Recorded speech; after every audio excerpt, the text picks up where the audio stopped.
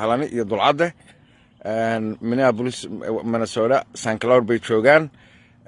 waa ka waayeelka weeyaan aad iyo aad u quruxda badan Master Xalane ayaa gabay ka tiriyay coronavirus-ka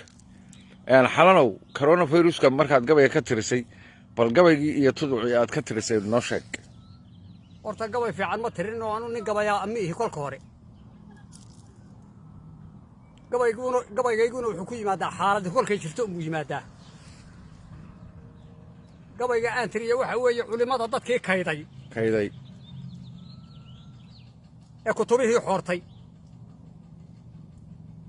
kormajaas intay wada noqdeen midba kayn joogo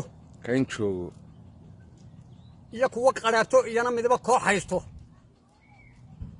konton wada siyaasi ah iyagu cudurka kaalmeeya karbaash eebba weeyo wakaa la isu soo kacay waxaan kuulka dhaayuhu arkayn la isku soo kadiye kabashta gaal iyo islaan kare ra'aa jooga kumanaan nafood buu kol qura ka dhigayaaye kanooniga wax laayiya ka daran kaara iyo miige kii kibirsanaa oo dhan buu keeno soo suray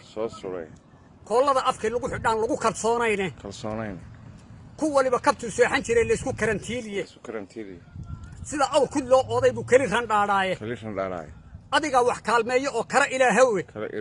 karoonaha allow naga kaxee kaafiba